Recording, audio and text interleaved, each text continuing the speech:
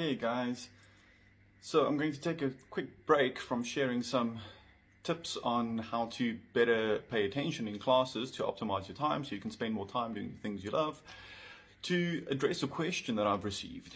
And I think this is probably one of the biggest challenges that you face as a teenager.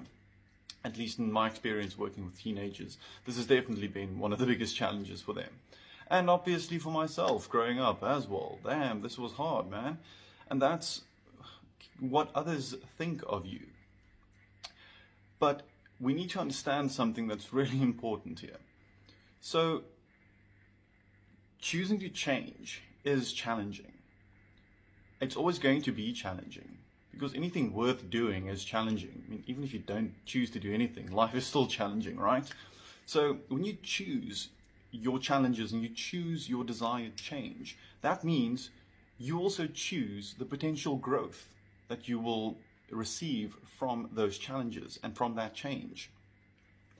That also then means that when we do not choose to change and challenge ourselves in healthy and meaningful ways, that we're still going to be the result of whatever it is that we do grow into, right? And that's arguably undesirable. But we have to remember that that's what so many people do.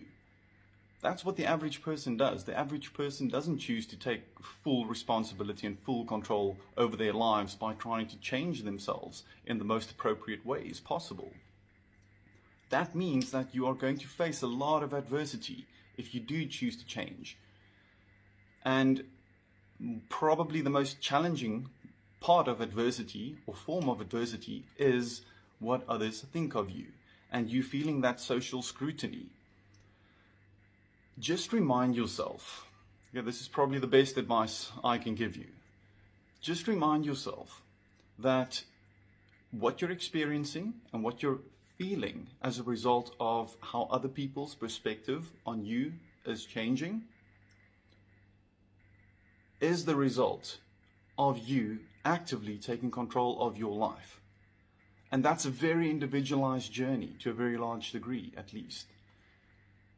Everyone else is still doing their own thing, okay? But the point of you challenging yourself is to rise above the norm, rise above what is average, at least to you. And that means leaving the majority behind. So you're going to have to face that adversity, and it's really scary. It is. Because we're social creatures, we need other people, and therefore I will never tell you to adopt a screw you attitude to everyone else, because you need other people.